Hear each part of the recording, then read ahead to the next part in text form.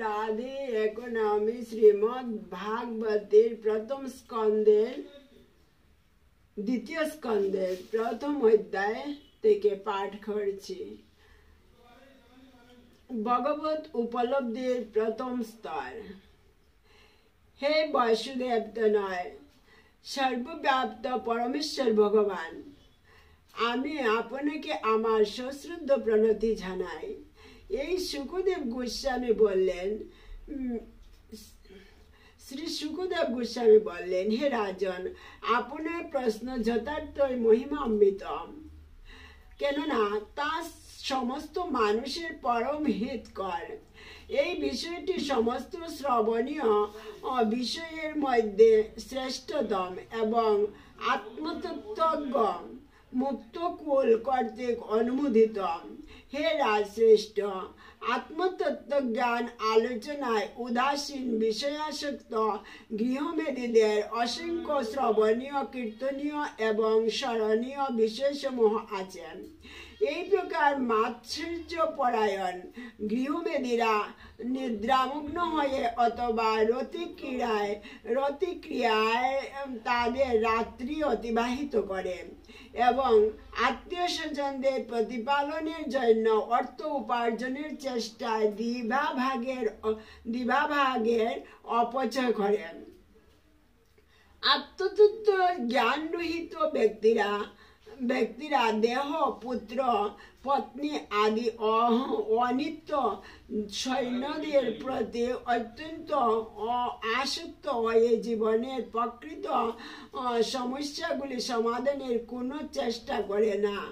এই সমস্ত বিষয়ের অনিত্যতা সম্বন্ধে যথেষ্ট অভিজ্ঞতা সত্ত্বেও তারা তাদের অবশ্যম্ভাবী বিনাশ দর্শন করে না।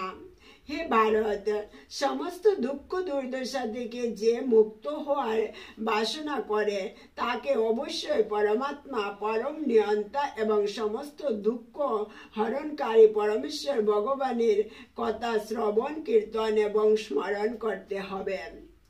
জড় এবং চেতন সম্বন্ধীয় যথাযথ জ্ঞান লাভের পন্থা বা সাংখ্য জ্ঞান, যোগ অনুশীলন অথবা যথাযথভাবে বর্ণাশ্রম অনুশীলন, এই সব কয়টি পন্থায় পরম উদ্দেশ্য হচ্ছে অন্তিম সময়ের পরমেশ্বর ভগবানকে স্মরণ করা। জয় শ্রী রাধে। হে মহারাজ পরীক্ষিত, সব রকম বিধি নিষেধ অতীত সর্বশ্রেষ্ঠ মণিগণ ভগবানের মহিমা কীর্তন করার মাধ্যমে অপ্রাকৃত আনন্দ আস্বাদন করেন। শ্রীমদ্ ভাগবত নামক সমস্ত বৈদিক শাস্ত্রের নির্যাস স্বরূপ এই পুরাণ আমি দ্বাপর যুগের শেষে আমার পিতৃদেব শ্রীল কৃষ্ণদেবরায়ণ ব্যাসদেবের কাছে অধ্যয়ন করেছি। হে রাজর্ষি, আমি নির্গুণ ব্রহ্মে বিশেষভাবে মগ্ন থাকলেও উত্তম শ্লোক শ্রী ভগবানের লীলার দ্বারা আমার চিত্ত আকৃষ্ট হওয়াতে এই আখ্যান অধ্যয়ন করেছি। আমি সেই শ্রীমদ্ ভাগবত আপনাকে শোনাব, কেননা আপনি ভগবান শ্রীকৃষ্ণের অত্যন্ত নিষ্ঠাপরায়ণ ভক্ত। যে ব্যক্তি পূর্ণ মনোযোগ এবং শ্রদ্ধা সহকারে শ্রীমদ্ ভাগবত শ্রবণ করেন তার শীঘ্রই মুক্তিদাতা ভগবান মুকুন্দে রতি উৎপন্ন হয়। হে রাজন, মহান আচার্যদের প্রদর্শিত পন্থা অনুসরণ করে নিরন্তর ভগবানের পবিত্র নাম কীর্তন করা সকলের জন্য সিদ্ধি লাভের নিশ্চিন্ত তথা নির্ভীক মার্গ। এমনকি যারা সমস্ত জড় কামনা বাসনা থেকে মুক্ত হয়েছেন, যারা সব রকম জড় জাগতিক সুখ ভোগের প্রতি আসক্ত এবং যারা দিব্য জ্ঞান লাভ করার ফলে আত্মতৃপ্ত হয়েছেন, তাদের সকলের পক্ষে এটি হচ্ছে সিদ্ধি লাভের সর্বোৎকৃষ্ট পন্থা। বিষয়ভোগে প্রমত্ত অনভিজ্ঞ ব্যক্তির দীর্ঘ জীবনের কি লাভ? তার থেকে বরং পূর্ণ চেতনা সম্পূর্ণ এক মুহূর্ত শ্রেয়, কেননা তার ফলে পরমার্থ সাধনের অন্বেষণ শুরু হয়। রাজর্ষি খটাঙ্গ যখন জানতে পারতেন যে তার আয়ুর আর এক মুহূর্ত মাত্র অবশিষ্ট আছে, তিনি তৎক্ষণাৎ সমস্ত জড়জাগতিক বিষয় পরিত্যাগ করে শ্রীহরির অভয় পদে শরণাগত হয়েছিলেন। জয় শ্রী রাধে। হে কুরুবংশ প্রদীপ মহারাজ পরীক্ষিত, আপনার আয়ুষ্কালের আর মাত্র 7 দিন অবশিষ্ট আছে। অতএব এই সময়ের মধ্যেই আপনার পারলৌকিক উদ্দেশ্য সাধন করুন।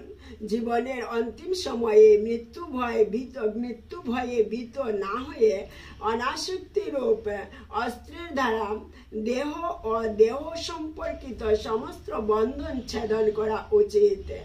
গৃহ থেকে নিষ্ক্রান্ত হয়ে আত্মসংযম অনুশীলন করা মানুষের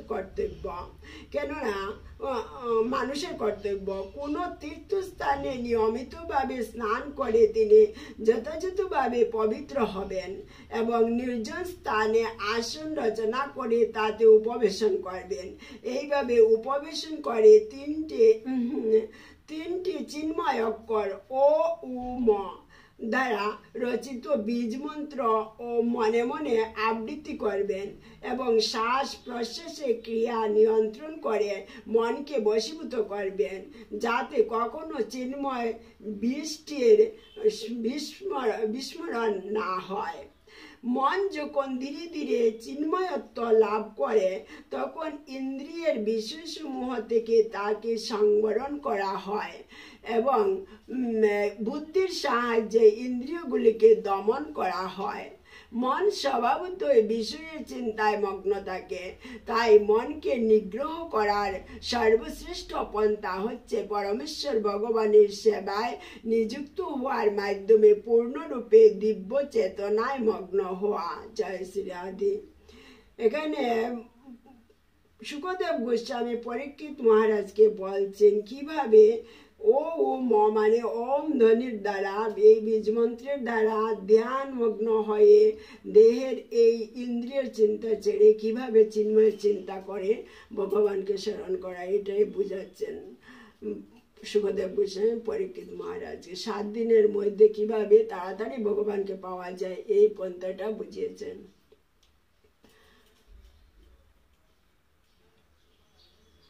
মন স্বভাবতই বিষয়ের চিন্তায় মগ্ন থাকে, তাই মনকে নিগ্রহ করার সর্বশ্রেষ্ঠ পন্থা হচ্ছে পরমেশ্বর ভগবানের সেবায় নিযুক্ত হওয়ার মাধ্যমে পূর্ণরূপে দিব্য চেতনায় মগ্ন হওয়া।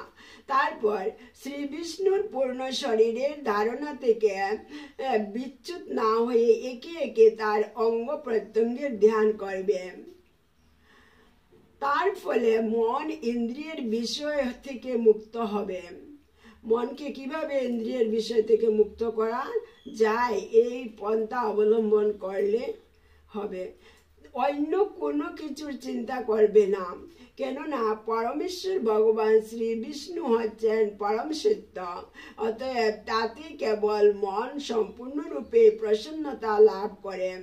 মন সর্বদাই রজগুণের দ্বারা বিক্ষিপ্ত এবং তমগুণের দ্বারা বিভ্রান্ত হয়, কিন্তু শ্রী বিষ্ণু সম্বন্ধীয় ধারণার দ্বারা মনের এই বিরুদ্ধ প্রবৃত্তিগুলি সংশোধন করা কর্তব্য। কেননা শ্রী বিষ্ণুর ধারণায় রজ ও তমগুণ প্রসূত সমস্ত মল অপনোদন করতে পারে।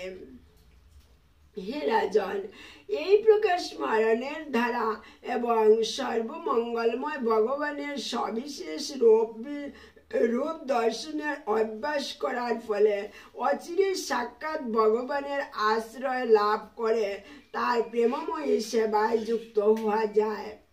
ভাগ্যবান রাজা পরীক্ষিত জিজ্ঞাসা করলেন, হে ব্রাহ্মণ, দয়া করে আমাকে বিস্তারিতভাবে বলুন, মনকে কোথায় এবং কিভাবে একাগ্র করতে হবে এবং কিভাবে ধারণা স্থির করতে হবে, যার ফলে মনের সমস্ত কুলস দূর করা যায়। শ্রীল সুখদেব গোস্বামী উত্তর দিলেন, আসন নিয়মাদির দ্বারা জিতাসন, প্রাণায়াম দ্বারা। আসন নিয়মাদির দ্বারা জিতাসন, প্রাণায়াম দ্বারা जिताश्वास आसन नियमादिर द्वारा जितासन, प्राणायाम द्वारा जितोश्वास, जितेन्द्रिय और संगरहित हये प्रथमे बुद्धि जुगे भगवानेर स्थूल रूपे विराट नामक रूप मन के नियुक्त करते हबे। आसनेर द्वारा जितासन माने अनेकक्षण आसनेर मध्य बसते पारबेन, एटाके जितासन बोले। जितोश्वास अनेक लम्बा समय श्वासटाके धरे राखते पारबे, एटाके जितोश्वास बोले। আচ্ছা, এইভাবে অভ্যাস করলে এগুলা হয়ে যায়। এই বিস্ময়কর জড় জগতের বিরাট রূপ ভগবানের স্বরূপ, ভূত ভবিষ্যৎ এবং বর্তমান কাল সম্বন্ধিত এই সমগ্র বিশ্ব তাতেই প্রকাশিত হচ্ছে। ব্রহ্মাণ্ড রূপ বিরাট দেহ সপ্ত আবরণের দ্বারা আবৃত, তার মধ্যবর্তী বিরাট পুরুষী ধারণার আশ্রয় স্বরূপ। তত্ত্বজ্ঞ ব্যক্তিরা অধ্যয়ন করেছেন যে পাতাল লোক সেই বিরাট পুরুষের পাদমূল, রসাতল তার পদের অগ্র ও পশ্চাৎভাগ, মহাতল তার পদদ্বয়ের গুলভ প্রদেশ এবং তল ও অতল লোক তার জঙ্ঘাদ্বার। সুতল সেই বিশ্বমূর্তি বিরাট পুরুষের জানোদ্বয় এবং বিতল ও অতল তার উরুদ্বয়, মহিতল তার জঙ্গন দেশ, নবস্থল বা ভূলোক তার নাভি সরোবর, স্বর্গলোক তার বক্ষস্থল, মহলোক তার গ্রীবা, জনলোক তার মুখমণ্ডল, তপলোক তার ললাট এবং সত্যলোক সেই সহস্র শিষ্য বিরাট পুরুষের শিরদেশ। ইন্দ্রিয়াদি দেবতারা বিরাট পুরুষের বাহু দিকসমূহ, তার কর্ণ শব্দ, তার কর্ণপট, অশ্বিনী কুমার দ্বয় সেই পরম পুরুষের দুটি নাসারন্ধ্র, দীপ্ত অনল তার মুখ, আকাশ তার নেত্রগোলক, সূর্য তার নেত্র, দিন ও রাত্রি তার দুটি নেত্র, দিন ও রাত্রি তার দুটি নেত্র, পত্র ব্রহ্মপদ তার ভ্রুভঙ্গি, জলের নিয়ন্ত্রণকর্তা বরুণ তার তালুদেশ এবং রস তার জিহ্বা। কথিত হয় যে বেদসমূহ সেই অনন্ত বিরাট পুরুষের ব্রহ্মরন্ধ্র। মৃত্যুর দেবতা যমরাজ হচ্ছেন তার দ্রষ্টা, স্নেহকলা হচ্ছেন তার দন্তপঙ্ক্তি এবং অত্যন্ত আকর্ষণীয় মায়াশক্তি তার হাস্য। অপার সংসার সমুদ্র তার কটাক্ষপাত, লজ্জা তার উপরের উষ্ঠ, লোভ তার অধর, ধর্ম তার স্তন, অধর্ম তার পৃষ্ঠদেশ, প্রজাপতি তার শিশ্ন, মিত্রাবরণ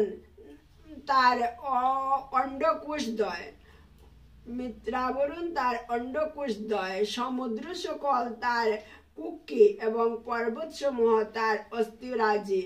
হে রাজন, নদীসমূহ সেই বিশ্বতনু বিরাট পুরুষের নারী, বৃক্ষসমূহ তার লোম, অনন্ত বিক্রম বায়ু তার নিঃশ্বাস, কাল তার গমন এবং প্রকৃতির 3 গুণের প্রতিক্রিয়া হচ্ছে তার দিব্য কার্যকলাপ।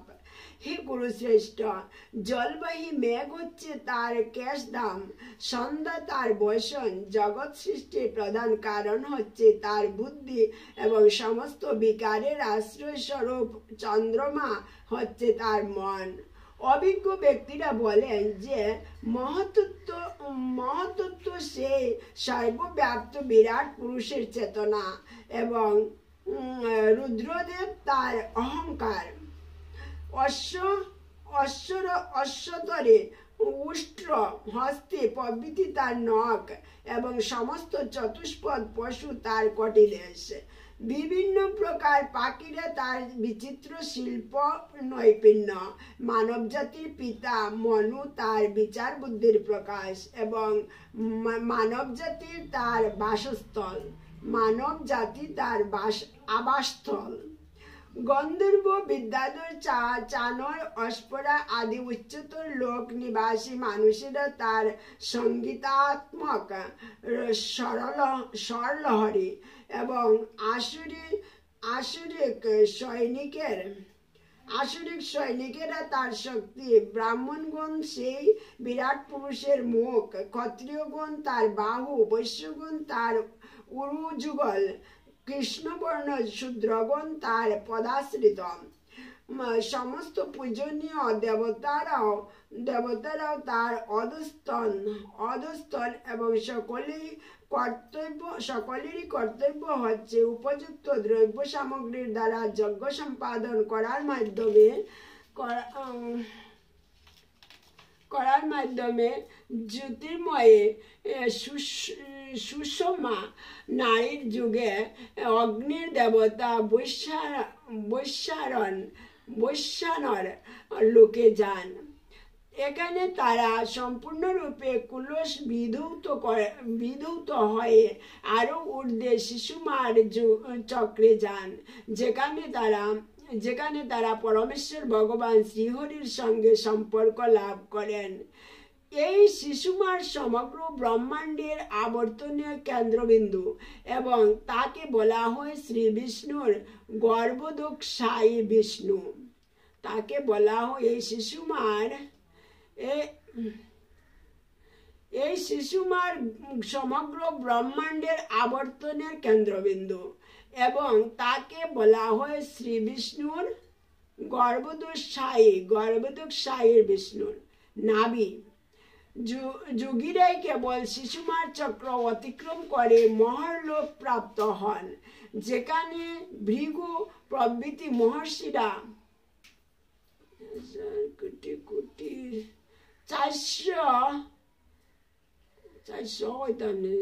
4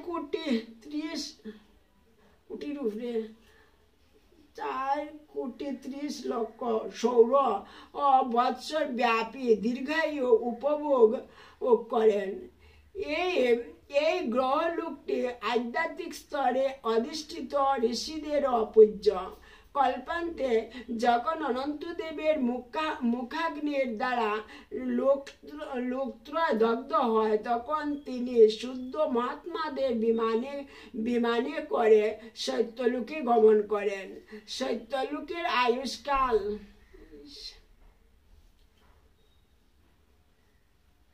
80 কোটি না 1 কোটি 55 কোটি 1 নিযুত 55 কোটি 80 লক্ষ সৌর বৎসর।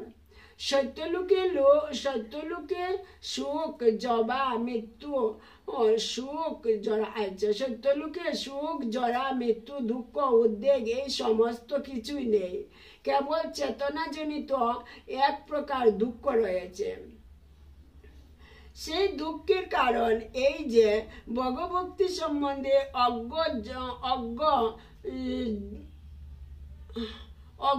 জড় জগতের বদ্ধ জীবদের অশেষ দুঃখ দর্শন করে তাদের প্রতি তাদের করুণার উদ্বেগ হয়। সত্যলোক প্রাপ্ত হওয়ার পর ভক্ত নির্ভীকভাবে বাহিত স্থূলদেশ সদৃশ একটি সূক্ষ্ম দেহে প্রবেশ করেন এবং ক্রমান্বয়ে মৃত্তিকাত্ব থেকে জলমূর্তি প্রাপ্ত হন এবং তারপর জ্যোতির্ময় মূর্তি এবং বায়বীয় মূর্তি প্রাপ্ত হন এবং অবশেষে আকাশ রূপ প্রাপ্ত হন। এইভাবে ভক্ত জ্ঞানেন্দ্রিয়ের গ্রাহ্য গন্ধ, রসেন্দ্রিয়ের গ্রাহ্য গন্ধ, রসেন্দ্রিয়ের গ্রাহ্য রস, চোখের গ্রাহ্য রূপ, ত্বকের গ্রাহ্য স্পর্শ, শ্রবণেন্দ্রিয়ের গ্রাহ্য আকাশের গুণ শব্দ, কর্মেন্দ্রিয়ের গ্রাহ্য জড় ক্রিয়া আদি সমূহকে অতিক্রম করেন। এইভাবে ভক্ত স্থূলভূত সূক্ষ্মভূত ও ইন্দ্রিয় সমূহের লয় স্থান ও সাত্ত্বিক রাজসিক ও তামসিক অহংকার প্রাপ্ত হয়ে সেই অহংকারের সঙ্গে বিজ্ঞান বিজ্ঞান তত্ত্ব বা মহত্তত্ত্বে গমন করেন এবং তারপর তিনি শুদ্ধ আত্ম উপলব্ধির স্তরে উন্নীত হন। সম্পূর্ণরূপে যিনি পবিত্র হয়েছেন, কেবল তিনি তার স্বরূপপ্রাপ্ত হয়ে পূর্ণ আনন্দ এবং তৃপ্তির সঙ্গে পরমেশ্বর ভগবানের সঙ্গ লাভ করতে পারেন। যিনি ভগভক্তির এই পূর্ণতার স্তর লাভ করেছেন, তিনি আর কখনো এই জড়জগতের প্রতি আকৃষ্ট হন না এবং এখানে ফিরে আসেন না। হে রাজন, আপনার প্রশ্নের উত্তরে আমি যা বললাম তা বেদের বর্ণনা বলে জানবেন এবং তা নিত্য সত্য। ব্রহ্মার আরাধনায় তুষ্ট হয়ে পরমেশ্বর ভগবান শ্রীকৃষ্ণ স্বয়ং তাকে তা বলেছিলেন। ব্রহ্মাণ্ডে ব্রাহ্মমান জীবদের ভগবানের প্রেমময়ী সেবার পন্থা ব্যতীত ভববন্ধন মোচনের আর কোনো মঙ্গলময় পন্থা নেই। মহাত্মা ব্রহ্মা গভীর মনোনিবেশ সহকারে একাগ্র চিত্তে 3 বার বেদ অধ্যয়ন করেছিলেন এবং তা পুঙ্খানুপুঙ্খভাবে বিচার করে স্থির করেছিলেন যে পরমেশ্বর ভগবান শ্রীকৃষ্ণের প্রতি আকর্ষণই হচ্ছে ধর্মানুষ্ঠানের পরম পূর্ণতা। পরমেশ্বর ভগবান শ্রীকৃষ্ণ প্রতিটি জীবের হৃদয়ে অন্তর্যামী রূপে বিরাজ করেন। দর্শন দ্বারা এবং বুদ্ধির দ্বারা বিচারপূর্বক সেই সত্য অনুভব করা যায়। হে রাজন, তাই প্রতিটি মানুষের কর্তব্য হচ্ছে সর্বত্র এবং সর্বদা সেই পরমেশ্বর ভগবান শ্রীহরির শ্রবণ কীর্তন ও স্মরণ করা। যারা ভক্তদের অত্যন্ত প্রিয় ভগবান শ্রীকৃষ্ণের কথামৃত কর্ণকুহরের দ্বারা পান করেন, তারা বিষয়ভোগে দূষিত অন্তঃকরণকে পবিত্র করেন এবং ভগবানের শ্রীপাদ পদ্মের সমীপে গমন করেন। জয় রাধে। হরে কৃষ্ণ কৃষ্ণ কৃষ্ণ হরে হরে, হরে রাম রাম রাম হরে হরে। জয় শ্রী রাধে।